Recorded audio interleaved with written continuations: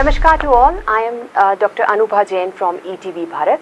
Today we have with us Chairman ISRO, the newly appointed Chairman of India Space Agency, and Secretary Department of Space, Dr. V Narayanan. Sir, I like to welcome you and thank you for taking out time from your busy schedule. From the historic Chandrayaan 3 moon mission to the recently held Spedex docking mission to many other such astonishing future missions like Gaganyaan and Chandrayaan 4 are lined up in ISRO's basket for late 2025 and onwards. Talking more about such subjects and the dynamics of space adventure, space war. So first I like to ask, what advancements can we expect in ISRO's launch vehicle technology, particularly with the development of next generation launch vehicles? You all know we had the first launch vehicle development, the SLV-3. We had the first launch in the year 1979. The vehicle had the capability of placing 40 kg satellite to the low Earth orbit. From that till today, we have developed 6 generations of launch vehicles: SLV-3, ASLV, the workhorse PSLV, GSLV Mark II, GSLV Mark III, and SSLV.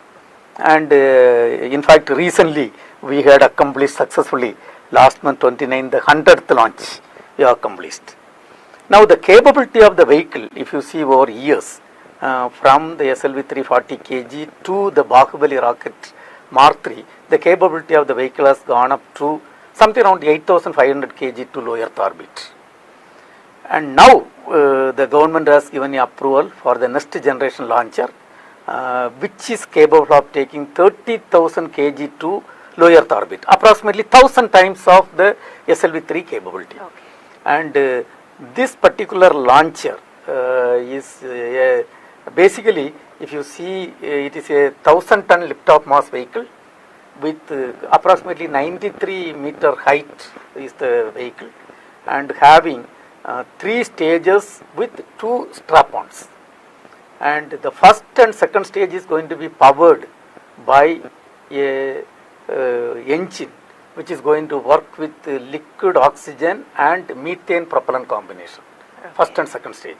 First stage will have 9 engines, each generates 110 tons of thrust, and will have the propellant loading of something around 475 tons are also.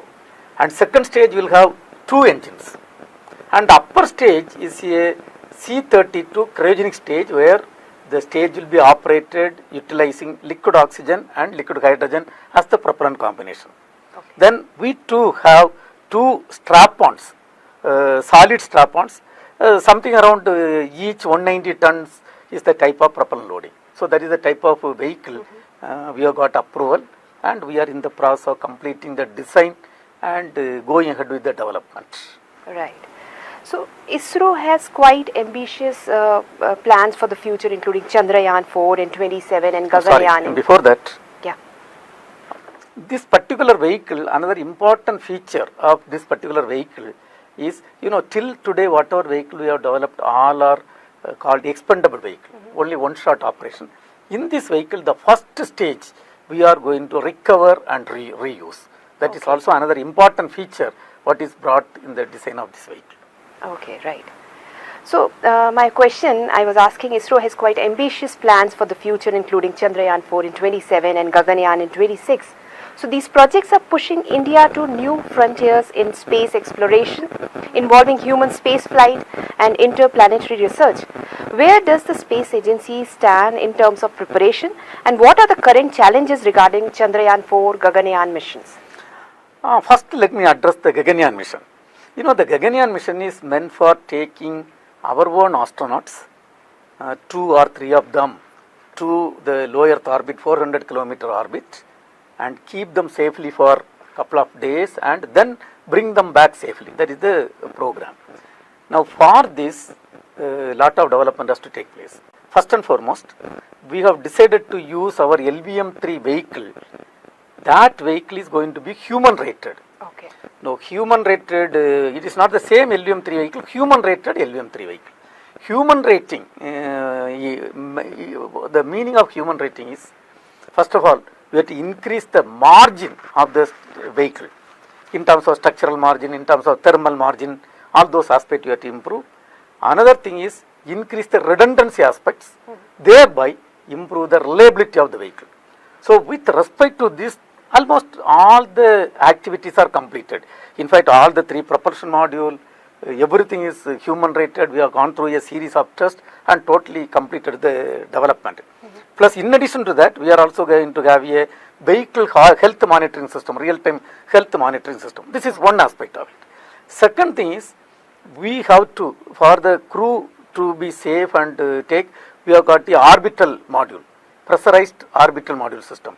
You know, for them to be inside, first of all, we have to maintain the required pressure levels, then partial pressure of oxygen, and carbon dioxide should be kept under control.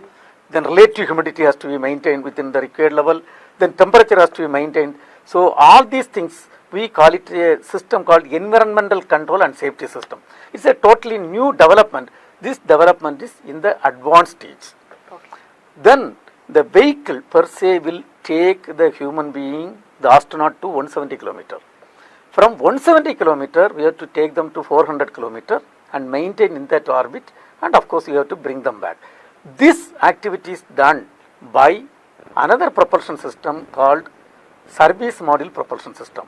And in fact, that orbital module will have 2 modules, one is a crew module, another one is a service module. So the service module propulsion system will take them to 400 km orbit, and there it will also maintain in that orbit. Then bring them back, a portion of that, up to something around 70 km or so, a service module, there are thrusters. Basically, while coming back, you have to reduce the velocity of the module. So this is done by that propulsion system. Subsequently, they will be landing using parachutes. And so this parachute development is another important thing that is taking place with the support of the DRDO lab, Agra DRDO lab. So this is another development.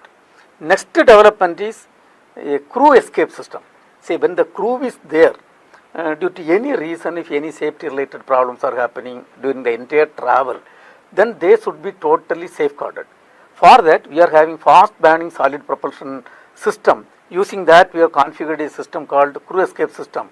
That system is another new development, and that also has to be tested and qualified at multiple levels. And in fact, we have done one test using a test vehicle. We prepared a crew module, equivalent crew module. Then a new rocket was developed. Using that new rocket, it was taken to appropriate level. Then the abort signal was initiated, and it was perfectly that experiment was done. And this experiment has to be done in multiple locations, multiple conditions. We have to simulate and do the experiment. And thereby, if I say today, all the development activities are in the fast track mode, in the final phase of development. Now, in addition to that, we have taken one decision. Before sending the actual astronauts, we will have 3 vehicles, and the 3 uncrewed vehicles we are going to fly. And first uncrewed mission is planned this year itself. In fact, we are getting ready for that uncrewed mission, and all the activities are going on in Sriharikota. Once that goes well, then the second and third uncrewed mission will be done. And if once we succeed consecutively, and we are going to send our astronaut to the space. Then another important activity is the astronaut training per se. And because they have to undergo a lot of training, both the technical modules, physical modules, everything. And this training is also right now progressing well. Now, if I summarize, all the development activities are progressing well, and this year major milestone is first uncrewed mission we are targeting. Exact date, Honorable Prime Minister will decide, and we will come back. Related to my previous question, I just like to ask what steps are being taken to ensure the success and safety of human spaceflight under the Gaganyaan mission, particularly during spacecraft re-entry. See, now when during the re-entry phase also, when an object with high velocity is re-entering, lot of heat generation will happen. Yes. So we are developing those systems, the thermal systems, that is already developed. In fact, we have demonstrated earlier also, so that system is getting developed. Then they should not come with high velocity and impact. So we have to, in a controlled way, we have to bring them. So for that only the thrusters are initially used, final phase parachute, thereby they will be landing in the appropriate place with the controlled velocity. Okay. And coming to your second portion of the question about Chandrayaan 4, I think the viewers know that we had accomplished the Chandrayaan 3 mission on 23rd August 2023, and we have successfully soft landed near the South Pole, and India is the first country and only country so far successfully soft landed near the South Pole, and every Indian could be proud of that great mission. And not only that, in fact, we had very important payloads on both lander as well as lander and the rover. And in fact, after landing, the rover came out almost, it moved a lot of distance, and we have discovered lot of things. We have discovered some minerals on the moon surface. Okay. We measured the thermal gradient on the surface by using appropriate probes. We have discovered the electron clouds. We have discovered the seismic activities. All these things we have shared with international community also. That is one aspect of Chandrayaan 3. Now coming to Chandrayaan 4 mission, the Chandrayaan 3 and Chandrayaan 4, it is a quantum jump. Chandrayaan 3, it was purely soft landing. Now Chandrayaan 4, we are going to soft land near the South Pole and take sample and bring back to Earth and going to carry out experiments. Now in terms of mass of the satellite, Chandrayaan 3 satellite was something around 4000 kg, including lander, rover, everything put together. Against that, here it is something around 9200 kg is the satellite.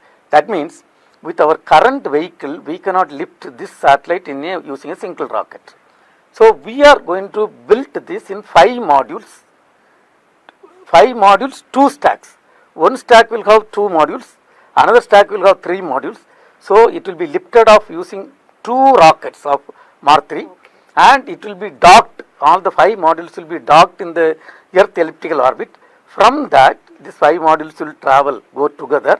Then you are utilizing a propulsion system, and the propulsion system will be separated. It is called propulsion module. Then the remaining 4 modules will go to Moon's orbit, and from Moon's orbit 2 modules will separate out and land on the Moon.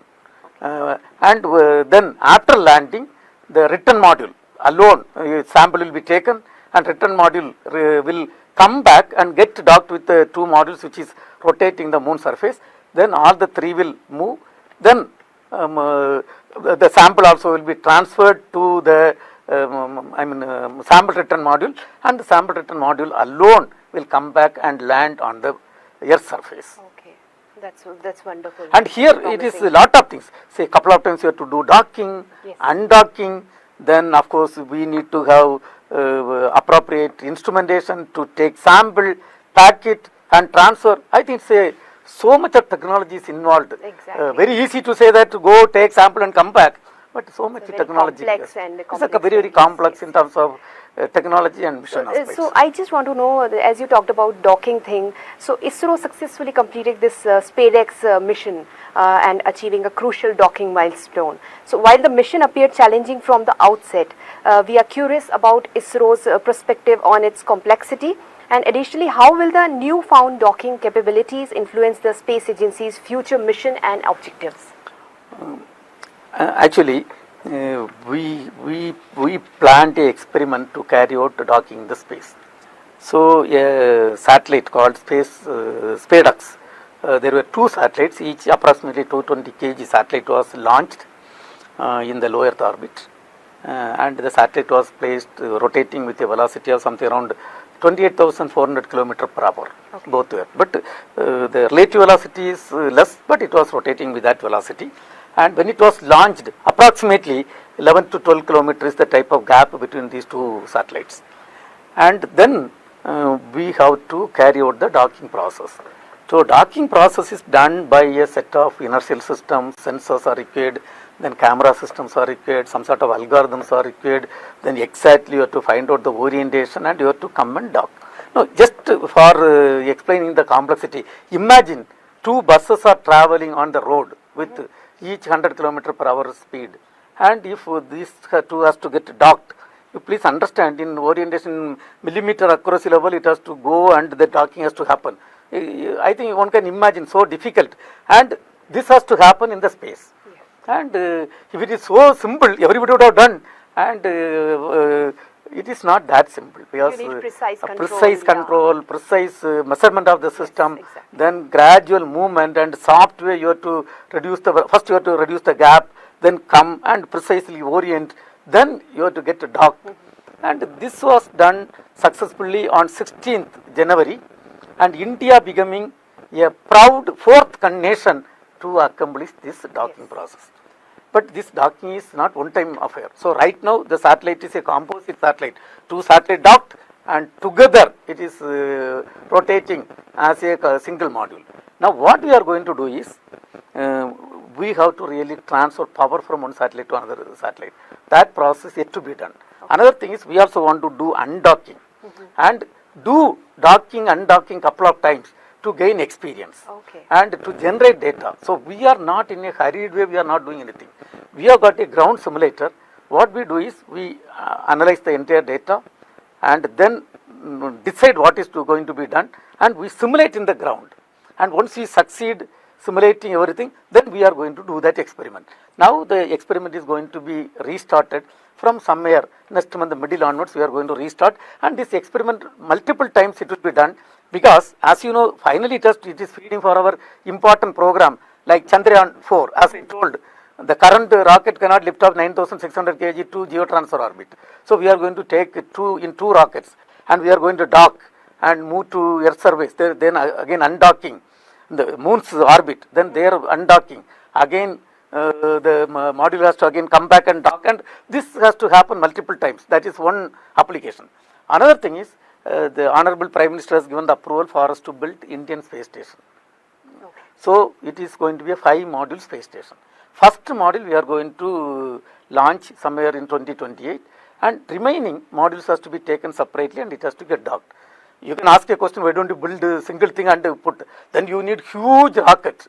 But then it is economically and it is not viable. Yeah. So nobody does that. It is separately. This is second application. Third is, one more work we have initiated configuration study, taking astronaut to moon surface and bring them back safely. Honorable Prime Minister has given this direction and guideline. We are in the process of studying. For that also, this type of docking experiment will be helping in a very big way. Okay. So this is rather a forerunner for that type of activities.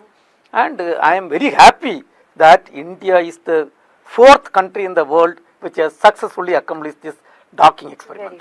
Very true, sir. And for such complex missions and such complex projects, ISRO is opening, I believe ISRO is opening doors to private space companies with a focus on satellite manufacturing, launch services and space tech. So how do you plan to involve the private sector in ISRO's projects and future missions?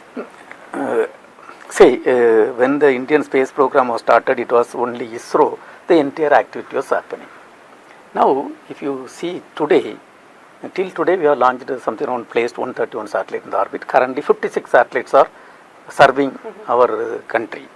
Actually, if you look at the demand, huge demand is required for Earth observation, telecommunication, navigation application, disaster warning and mitigation, then the train tracking, real-time train tracking, real-time boat monitoring, ship monitoring, and then of course potential fisheries on related aspects.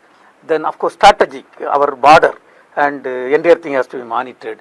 So the demand is huge, and then the related to agriculture, lot of application, water management, so lot of applications.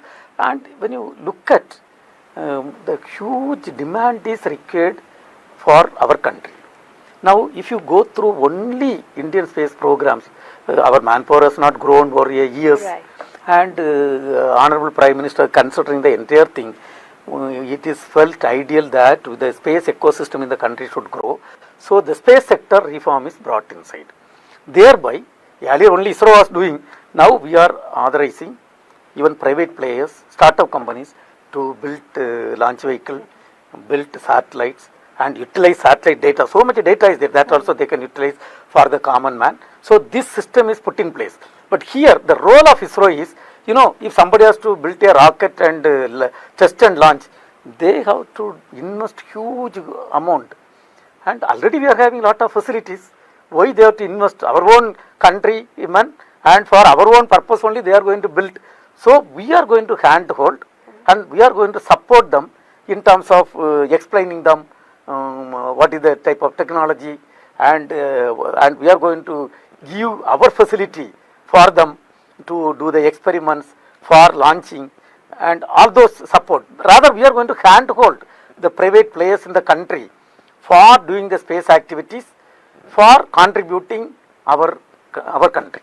Okay, that's wonderful. So, how does ISRO plan to balance its commercial launch service with its scientific and exploratory missions? No, our requirement is multifold.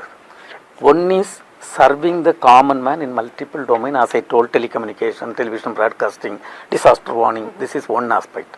Second thing is scientific mission, because today, as I told, Chandrayaan 3 has brought out lot of scientific data. Chandrayaan 1, we found water molecule on the moon. Then Mars orbiter mission, another interesting thing. So much data has come about Mars, and all these things are there. Now, when you talk about commercial aspect, to be frank, till 10 years back we were not looking at the commercial aspect, because our program meant for our people. This is the way we are going. But now we are looking in the commercial aspect also. Right now, if you take the entire space ecosystem with respect to commercial aspect, our market share is hardly 2% only. And recently we got a great opportunity. For example, due to geopolitical reason, 72 one of India one mission satellite has to be launched. So we utilized our Mark 3 vehicle using 2 rockets. It was perfectly launched, and people are so impressed. And now lot of commercial potential is there even for that vehicle. Now, a country which was not having our own launch vehicle till 1979, today if you look at 433 satellites of 35 countries, we have launched from Indian soil using Indian launches. So today surely we are in the commercial business. We are through the in-space system and NCL system, we are going to increase our share from 2% to something around 10% in another 10 years. So towards that we are working. Once you have to get that, really we have to build the space ecosystem in the country in a very big way. Okay. Can you share your vision for ISRO's role in enhancing India's navigation capabilities with navigation with Indian constellations system? Yeah, so we are working on that navigation system, and in fact already phase 1 we placed couple of satellites. Phase 2 we are supposed to place 5 satellites, and first satellite went, second satellite also we have placed using the 100th launch, and 3 more approved things are there. In fact, say what is required is the PND service is the one what we are talking about, and our system is going to give you a position accuracy less than close to 10 meter per second. 10 meter is the type of accuracy, and this is going to be useful in multiple sectors, including our aerospace sector, aircraft landing, that type of application. Then of course identifying all our resources, including the strategic resources, and then monitoring all the people who are really coming into our boundaries. So lot of applications are going to be there. Then in fact we want to install in our own mobile this one, and that also we are targeting, and this will be used for the PND service, will be used for both strategic application as well as civilian application. So we are working on that, but for that we have to place the required number of satellites in the orbit. Maybe in 2.5 years we are going to complete, and we will be self-sufficiency in that area. Okay. So how will ISRO continue to contribute to international space collaboration such as NISAR with NASA? Say the NISAR satellite is a very, very unique satellite meant for studying meant for the global community to study the Earth ecosystem and then of course the resources and lot of things it can study. And we have collaborated together, ISRO and NASA, and it is going to have two important payloads, L-band synthetic aperture radar and S-band synthetic aperture radar, two important payloads. So in that S-band, SAR is going to be realized by ISRO, and L-band is realized by NASA, and already the satellite is totally built together, and again the entire satellite bus is ours, which includes structures, power system, propulsion system, all those things are ours. So we have built this, and we are going to launch using one of our GSLV Mark II vehicle. Really, I used to say, there is a saying, strength respects strength.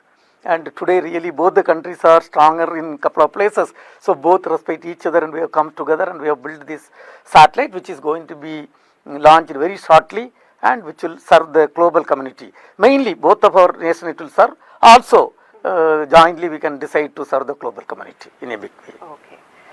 I would like to know more about this space debris. So how is ISRO preparing to address the growing challenges of space debris? Can you elaborate on ISRO's plan for ensuring the long-term sustainability of space activities, including debris monitoring, collision avoidance, and end-of-life disposal of satellites? See, this is an important domain.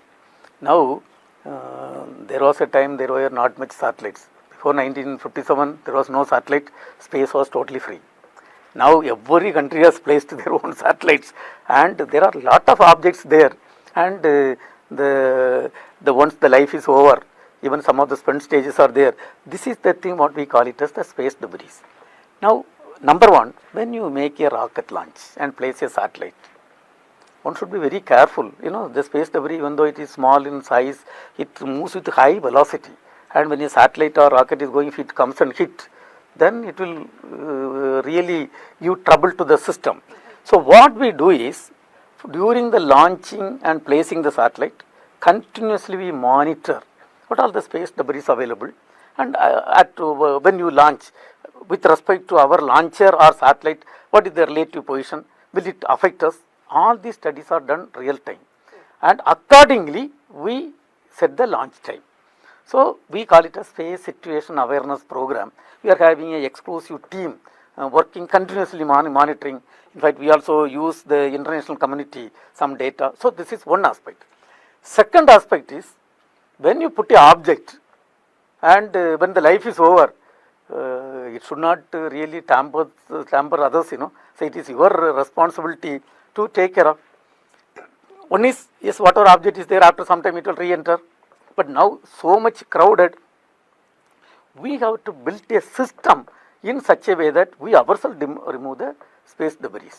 What way? One is, after the satellite life is over, you can move it to another orbit, a graveyard orbit type of thing, so that you are not tampering with others. So in fact, one of the experiments recently we have done, and we have successfully done. Another thing is, then at the end of the mission, don't keep unwanted gases, propellant, everything. You try to bend it out in the appropriate things. Next, another important thing is, if you take the satellite, currently a lot of technology development is happening. Yes, we place the satellite, and the life is 10 years, 15 years.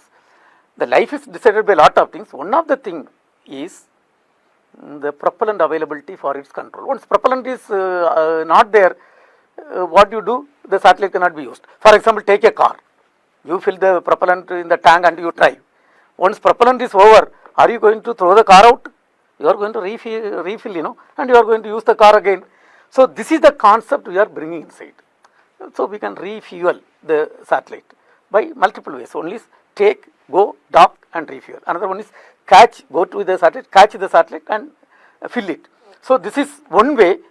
Instead of putting the satellite after the propellant is over, and instead of telling it is a debris, and refuel and utilize. So thereby the country's requirement is met, but number of satellites which is in the orbit will be less. So this is another way. So like that, the space situation awareness is a very, very important task for all purposes. In fact, most of the countries are working on that, and we are having huge program continuously monitoring. And when you continuously monitor, you should be automated system so that you understand what is happening.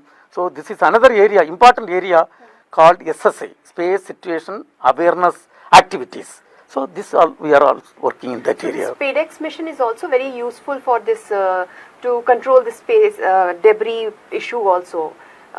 This Spedex, this mission will also support this thing to clear debris. And there is not much connection between these two. The Spedex is a docking type of experiment, and this is another aspect. No, the satellite which is not useful. The other satellite which is. Yeah, you are right. Yeah. You are right into that level. Suppose a satellite is not useful, you go take another satellite, dock, and if you throw it in the sea or wherever. No, even when you have a space station, you can catch the satellite, bring and try to do some repair work. This is what I want to ask. Yeah. So, besides that, like Chandrayaan 4, we have talked a lot about Chandrayaan 4, Gaganyaan. But can you discuss any upcoming scientific mission, including PM has recently approved for this Venus mission. So ISRO is also very excited about this. Yeah, there are a lot of missions we are planning. One is Venus orbiter mission. Yes. Of course, already you are told we have got the approval. We are working on that. And another thing is, Mars. We had a orbiter mission. Now we are thinking, can we land on like a Chandrayaan 3 landing? Can we have a lander mission? Towards that, we are working on that. And of course, we have to go to PM and we have to get the necessary approvals and other thing. Then another mission is the LUPEX mission, Chandrayaan 5 mission. And there, JAXA and India is going to work together. And it is a much improved version of Chandrayaan 3. In the Chandrayaan 3, the rover, the mass of the rover was hardly 25 kg. But here the mass will be something around 250 kg. And so we are going to work together. So Chandrayaan 5. So thereby, lot of scientific missions are planned. Ongoing, yeah. So could you share your vision for ISRO's future solar mission, how they will build on the success of Aditya L1? Or Chandrayaan 3? No, right now I want to say we are in the process of, right now we have not conceived any new mission. What we have done is last year January 6, we successfully commissioned the Aditya L1 in the L1 orbit, which is a 15 kilometer away from Earth's surface and hardly 1% distance. We have travelled towards Sun and we had to capture in that orbit, and it is successfully commissioned. And it has brought lot of scientific value about the Sun. In fact, this year, January 6th, we have released the preliminary data. Okay. And then once we study the type of data, then we can further understand what is the type of requirements, what type of equipment we have to develop, and further we can research plan. Work, further research work, and that can be done. Okay. So, sir, I just like to know, the ISRO currently working on any project to better understand black holes or dark matter or other mysterious aspect of the universe? Some basic research work is going on, but not in a very big project mode. For to understand more about the Milky Way or... lot of fundamental activities are going on. Okay. And what are the key milestones ISRO aims to achieve in the next decade? Say, next 10 years, when you look at, number one, our immediate priority is the Gaganyaan program. That is one priority. There we are taking our own astronaut to low Earth orbit and bring them back safely. This is one part. Second thing is the low cost access to space. Now our Mark 3 vehicle, the current capability is something around 4000 kg to geo transfer orbit. This capability we are going to increase to something 25% more by inducting new propulsion system. The Mark 3, the core stage is a air storable stage, propulsion stage. We are working on a liquid oxygen and kerosene propulsive stage, 200 ton thrust it will generate. And that stage with a little improved version of the Mark 3 cryo stage will enhance the Mark 3 capability 25%. And the launch cost will not vary much. Then you can understand per kg launch 25% cost will come down. That is one of the work we are doing. Next one is the next generation launcher, capable of almost 1000 times of SLV3. That we are in the process. Next one is, as I told, all these scientific missions like Venus orbiter mission, Mars lander mission, Chandrayaan 4, Chandrayaan 5, all these scientific missions. Then important thing is the space is supposed to be useful and serve the common man of this country. That means in terms of communication satellite, in terms of navigation satellites, in terms of satellites for disaster warning and mitigations, in terms of satellites for resource monitoring, and in terms of satellite required for resource, our the ocean monitoring, and satellite required for monitoring our borders, monitoring our sea area, and all those things. This is all need of the community, and then all this area solely we have to work. Then in addition to that, we are also going to build our own space station, as it was earlier I told. So that a lot of advantages there. Number one, you can do a lot of experiments in terms of biomedical experiments, in terms of agriculture experiment, and metal additive manufacturing. Lot of experiment can be done. Again, it will be a gateway for other planets. Suppose if you want to go to another planet, directly you cannot, you need not go. You go here, from there you take off. So this type of activity. Then another thing is the landing Indian on moon's surface and bring them back safely. This is also yet another program. Thereby, today Honorable Prime Minister has given a clear roadmap and guideline for the space program. And finally, the space program should work, serve the common man of this country. And you all know, right now the country, we got independence in 1947, and over years, that time we were much below average in multiple fields. Let it be education, health sector, R&D sector, science and technology, everywhere we are much below. But today, we have come a long way, lot of development has taken place. But now, we have to ensure this country, our country is becoming, our Bharat is becoming a developed nation before we celebrate 100 years of independence. So towards that, every department has to work. It is not only space, and space we are having clear vision to take it to that type of thing. And in my opinion, a country which started, when we started our space program, we were almost 65 to 70 years behind the advanced spacefaring nation. Today we have matched a couple of places here. In fact, we have come number one also position. And then by 2040, I feel in terms of capability of payloads, in terms of capability of launches, in terms of satellite capability, in terms of utilizing ground segment capability, in terms of human space flight capability, we will be in par with any other developed country, and we are going to serve the country, and we are going to contribute to make the country as a developed nation before we celebrate 100 years of independence. Okay. So, in continuation to this, just like to know, does ISRO have any missions planned to discover and study exoplanets? Yeah. Specifically focusing on the possibility of life on them. We are really debating, discussing. Surely we are having our own program to do a couple of experiments in that direction. Okay. Yes. Answer is yes. Okay. So ISRO considering technology similar to the Breakthrough Starshot initiative, which aims to accelerate probes to a significant fraction of the speed of light. So what are ISRO's plan for future interstellar explorations? No, today I will say we have started some fundamental R&D activities, and we are yet to do project related activities. I shall come back in the appropriate time. Okay. Sir, now I like to focus more about your personal life also, like to ask a few questions. What are some of the biggest personal challenges you have faced in your journey to become ISRO's chief, and how did you overcome them? Basically I am from a very humble background, family background, and I studied in government school, very small school, in the local language, Tamil medium. In fact, when I completed my 10th standard with first rank in the school, actually our village, we were not that knowledgeable how to go even for engineering. So I was put in diploma because I will be sure in getting a job.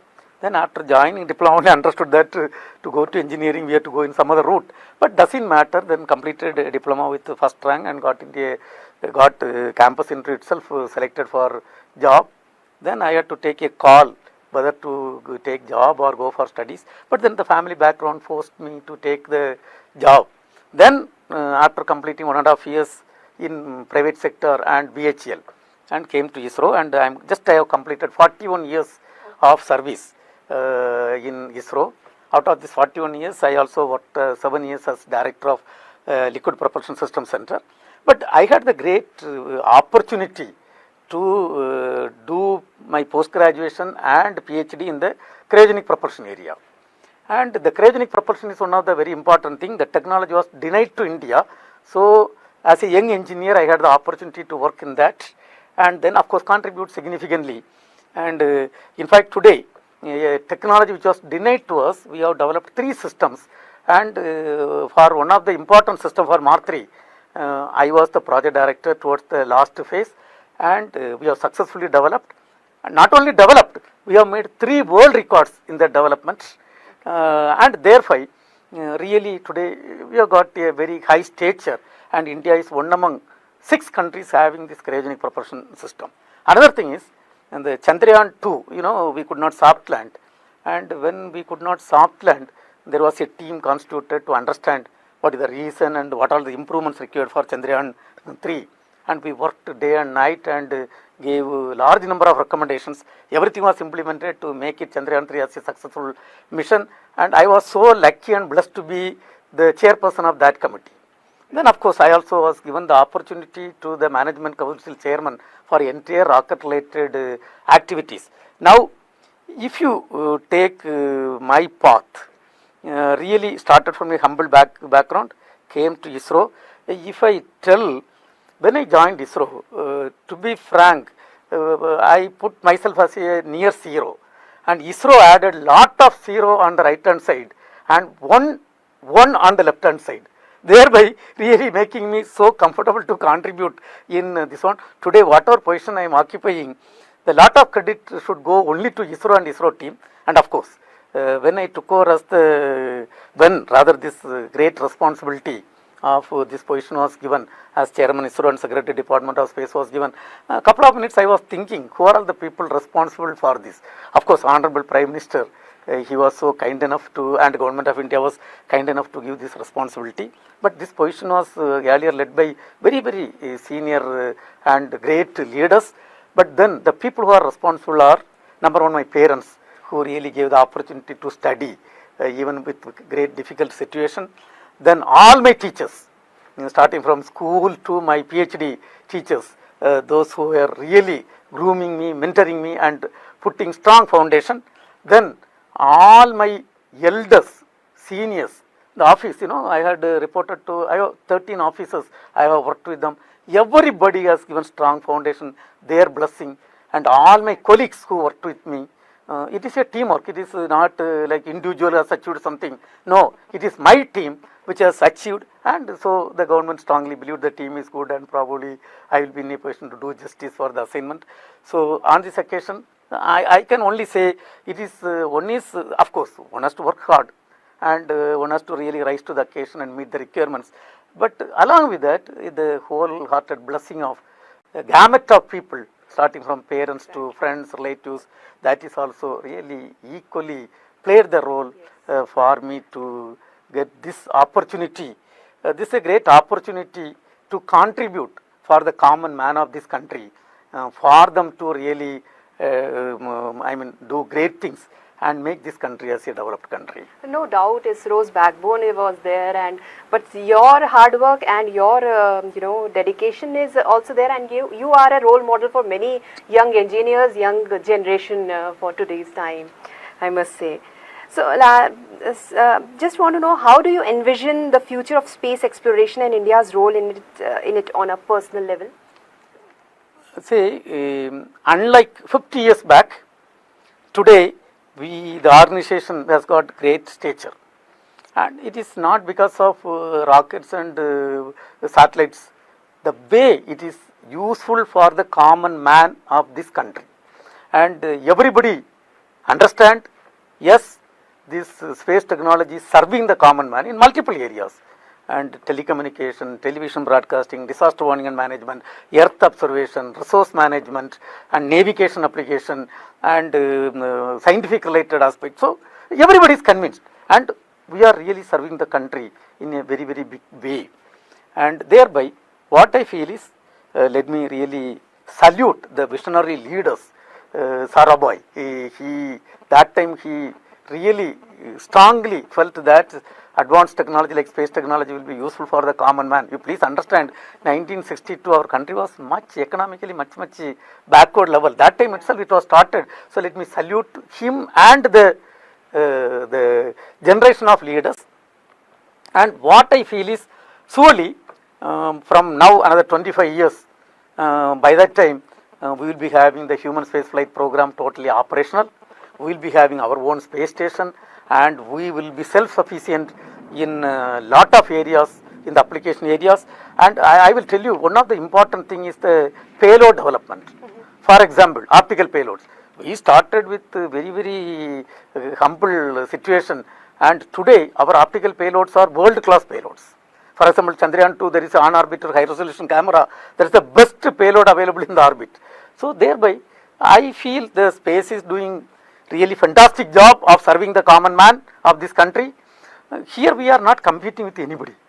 Our objective is serve the common man of this country. And when it comes that time, in fact, we will have, in my opinion, we will also be occupying leadership role in couple of places. And towards that, we are doing lot of foundation work, and that's what I feel. Right, sir. Thank you so much, sir. And it was pleasure speaking with you. That was Dr. Narayanan, who candidly shared his thoughts and presented an insightful perspective on India's space agency, ISRO, its ongoing mission, vision for 2025, and what lies ahead in the future. Dr. Narayanan talked about strategic goals that will continue to elevate India's presence in the global space community. With this, we like to conclude this conversation. Thank you, sir. Namaskar to all. Thank you. Namaskar to the viewers.